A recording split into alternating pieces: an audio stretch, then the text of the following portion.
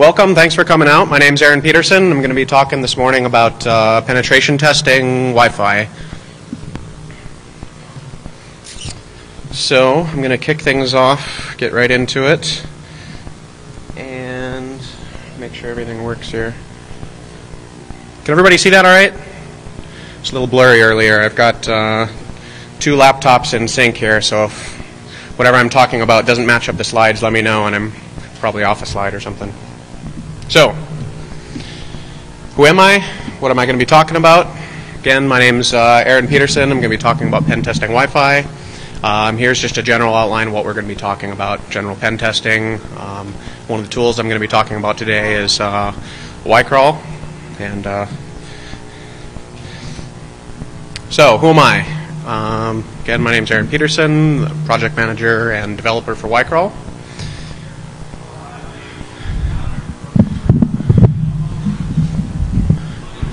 Test? Is that better? Okay. I'll try to scoot over here a little bit.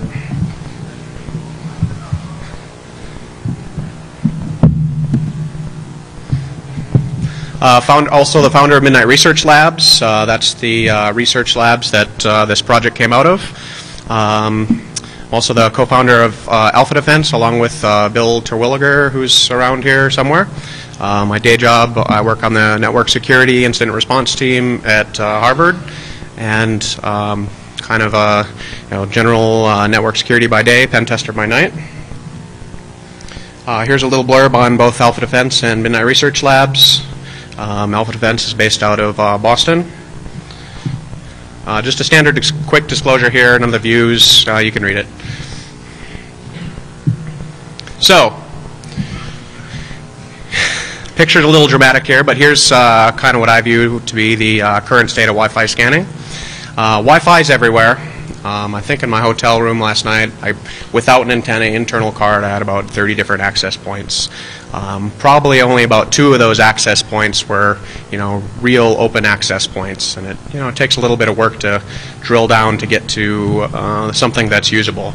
We don't really care about, all the extra access points that won't do anything for us.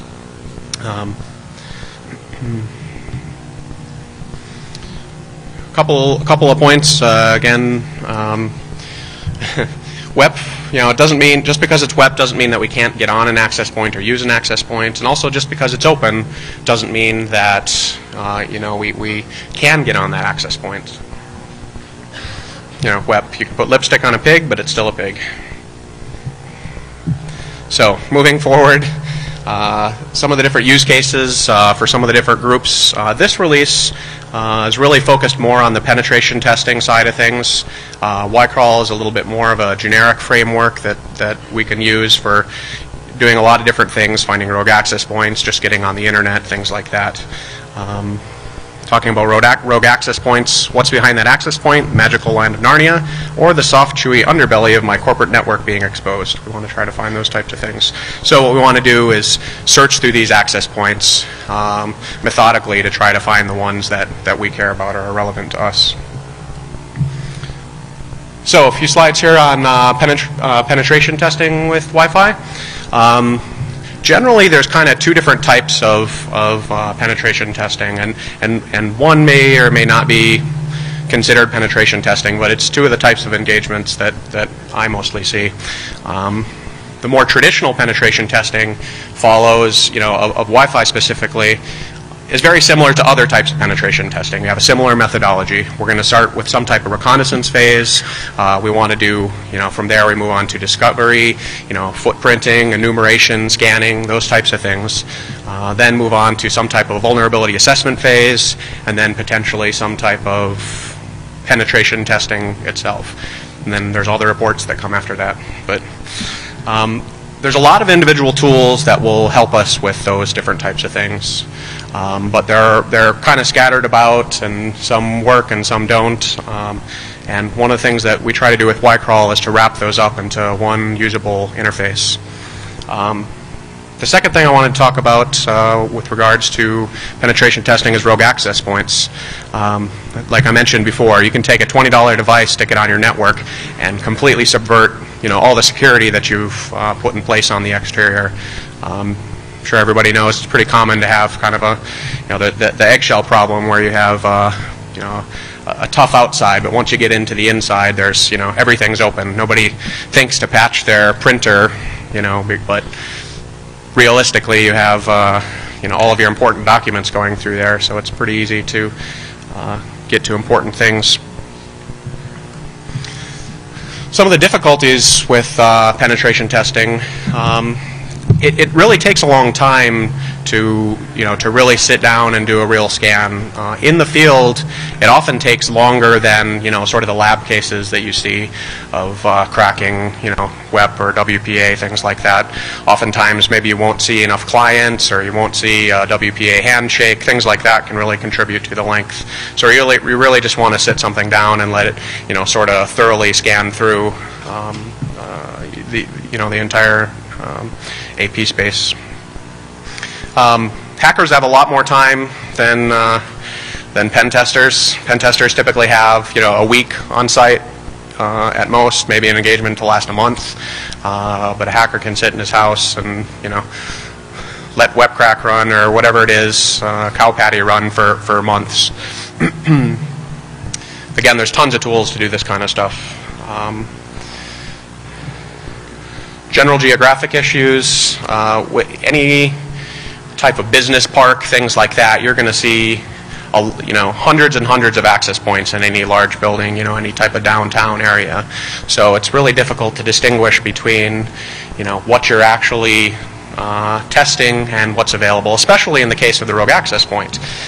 It's really difficult to tell whether you're actually authorized to scan through these different access points, because just because a new access point appears somewhere on the network, it doesn't mean that you're authorized to, crack it and see if it's on, your network. So it's kind of difficult. And again, with rogue access points, you're never going to be able to prove a negative. You can never prove that an access point isn't on your network. You can catch the 80% case by, catching the Linksys open devices that are on the network, but you're never really going to be able to prove. So it's kind of a difficult thing to really do well.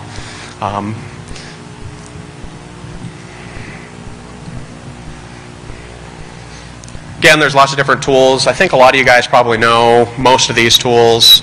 I'd bet a large percentage of the people have used most of these things. The discovery side of things, everybody's familiar with Kismet and NetStumbler, and those are pretty common things. WEP, Aircrack's pretty much the gold standard these days. It does a dozen different attacks. We try to wrap up, again, probably the 80% case in YCrawl, but you can do all sorts of things with Aircrack.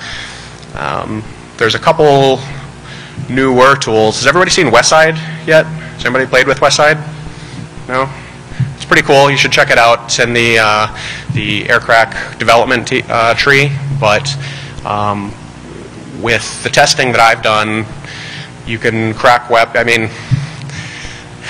the difference between 6 minutes and 3 minutes, I guess, isn't too big of a difference. But it's really a cool tool that you should check out, and we're going to be adding a plugin for it.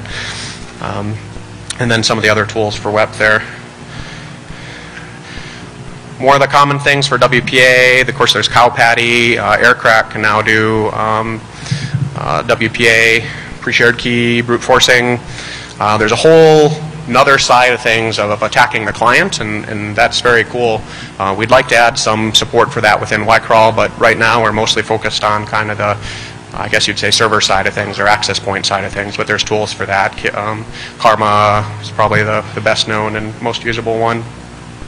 And then there's a whole bunch of other tools that, some of these here are directly related to wireless, but you're still going to run a lot of the common pen testing tools for a wireless engagement. Once you get on that network, you're still going to, probably run an Nmap scan, an SS scan, or whatever VA tool that you have. You're probably going to use those types of things as well. And there's, hundreds of those things. A couple of random notes that I wanted to put together. Probably the most important one that I wanted to get across is that word lists are more important than you'd think. A very large number of companies that I've gone to Once we've finally gotten in and cracked whatever password it is, that password has been based off of some type of corporate information, whether it's product data, the name of the company, or some derivative, or even a derivative of the default password that you'd see on that system. People will look at you funny. Security guards will, try to detain you, so make sure you get access. All right, I'm running out of time, so I'm going to go pretty quickly through the rest of the slides. But the point of this is that Y-crawl can really help with penetration testing in this aspect. Again, with this release, we're really trying to focus more on the penetration tester. We've added support for FPGA acceleration through some of the work that Hikari's done. Probably a lot of you have seen his talk, and if you haven't, you should check it out because it's very cool. Better filtering, a bunch of new plugins. We're adding new reporting, like PDF reporting, that should look more like a general corporate report. It's not actually there yet, but it'll be soon. Again, it's really just a logical approach to penetration testing. You have a lot of the same things that you're going to do every time. So you want to just step through those different types of events in a logical fashion, with a bunch of different tools. You can parallelize your attacks with multiple cards. Okay, so here's Y-crawl. All right, thanks. More goal-oriented checks. What do I really want? Am I trying to penetrate a network? Do I really just want access? Am I trying to get to the internet? What types of things? So here's kind of a markety type blurb. Simple Wi-Fi scanner and auditor with a flexible and simple plugin, blah, blah, blah, blah. Something that's pretty important too, I guess, is that really the power of Y-crawl comes in the different plugins. You saw me mention a bunch of different tools. You guys are probably all familiar with those tools, but really what we want to do is wrap and automate those tools so that we don't end up doing the same things over and over again, because that gets boring. Skip the rest there. Some basic examples of what we can do. General discovery, try to associate, get an IP address, get to the internet. That's sort of the default, the default operation. Then you can do more advanced things, for penetration testing, things like that. Under the hood, we've got these different sections. Here's the general architecture. Not too important. The discovery engine. This is really similar to what we have today in something like Kismet or something like that, just something that finds the access points. We can do multiple different radio header types, a bunch of different things there. This is written by Jason Spence, who's here somewhere. Wave your hand. There he is, right here in the front. This is actually kind of an outdated architecture overview. We've added some things like splitting channels. So when we're running with multiple cards, we can have one channel per card or a couple different channels or whatever overlap there is. The plugin engine. This is really like the master scheduler. It takes all the different plugins, runs them at the appropriate time. This is written by me. Plugins. All kinds of different plugins here. I'm going to try and skip pretty fast. One other important point is it's really based on event levels, and those event levels take us through from a new access point all the way to having internet access. So we want to try to get from having an access point to associating with that access point to getting an IP address, getting to the internet, and then there's hooks based around all those different event levels. So the workflow is really just to escalate through that and get as far through the plugins as we can on a given access point. We've got different types of plugins. There's the interface. Here's some of the plugins that we have. I've talked about a lot of these already. I wanted to just walk through a couple of them. The aircrack one is kind of neat. We start, just put it in monitor mode, start gathering traffic, look for clients, try to de-auth those clients, start running fake auth and running ARP injection, and then really start trying to crack web. So that's all sort of automated. FPGAs, again, this is one of the new things that we added. This is some pretty cool stuff. You can really accelerate how quickly you're able to crack, WEP or WPA pre-shared keys, things like that. You should check it out.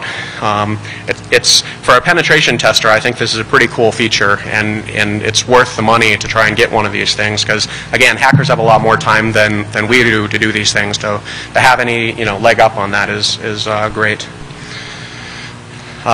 Here's right from Hikari's talk some of the performance increases you'll see. Plugins, here's an example plugin. Profiles, this really allows you to select what you're going to run, when, that kind of thing, so it's really just a description of that. I'm just going to skip through this. Here's some examples of how you can set up those profiles based on the different use cases. The UI, Peter, is Peter here? Peter, wave your hand. Peter did a really good job. He's been adding a lot to this in the last few days. There he is, right down in the middle. Comrade Peter. It's really come a long ways. But I have to skip through this. That's actually old. So here's the new UI. I'm going to show a demo, so I'm not going to go into these. Profile selection. General status, we're releasing here a new release at DEF CON. We've been adding a ton to it. We probably added, I don't know, a few thousand lines of code in the last like 3 or 4 weeks. So there will be some bugs, but we'll try to fix those as quickly as possible. There's a new curses interface that we're testing. There's a bunch of stuff we want to do in the future, but I want to get to the demo. Oh, one actually really important slide, scanning and liability.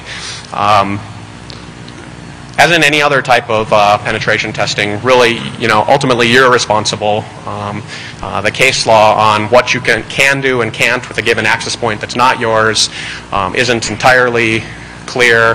That the general thing is to, never use an access point that's not yours. But the point for penetration testing is always get permission, always get lawyers involved, get contracts, insurance, all those types of things, just to make sure that you're covered. There's a good white paper by Sands that covers a lot of this stuff. I guess that was a slide off here. So there's the liability slide. Thanks to all the Midnight Research guys, Vanessa, my wife, for putting up with me the last few weeks. Maddie, Aircraft guys, Hikari, a bunch of different people. So what we're going to do is go straight into the demo because we're running out of time here. We're out? 1 minute? Okay. Okay. Okay. Sorry, guys. The demo is kind of the most important part of this. I just ran out of time here. Where's my cursor?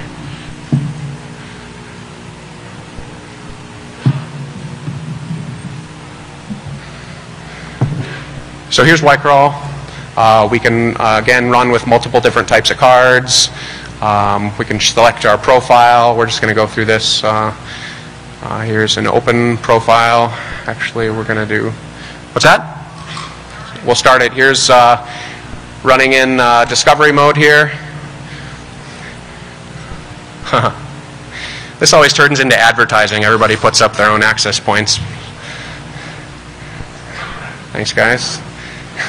All right, so we've got a bunch of different access points there. That was just running discovery. So what I'm going to do is only select my access point.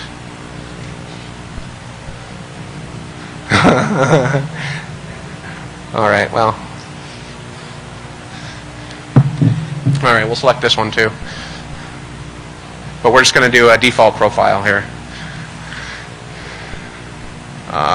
Let's do the default, and then we're going to run in manual mode. So there's automatic mode, which is just try to do everything I can on all the access points I can based on the profile. But right now what we're trying to do is discover just these different access points. So we can see here that some basic information. We can see right now if we look at the plugins for this, let's look at which one it's running on right now. Right now it's trying to associate, it's trying to run DHCP.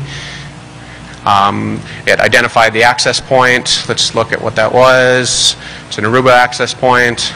So what it's going to do is just sit and try to crawl through these, and I think I have it configured to run like I can look right here in the plugins that we have selected. Come on, Aaron.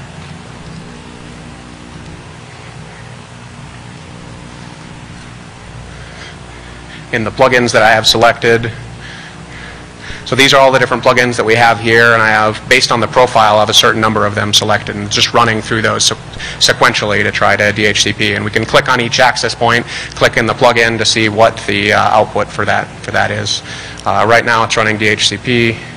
Tried to associate where we were able to associate, and then after this would try to run through and map everything. Okay, so I think I'm running out of time. I guess there's a room that I have to answer questions. QA, and where is it? Q&A in track 1. I do have live CDs. Okay. So.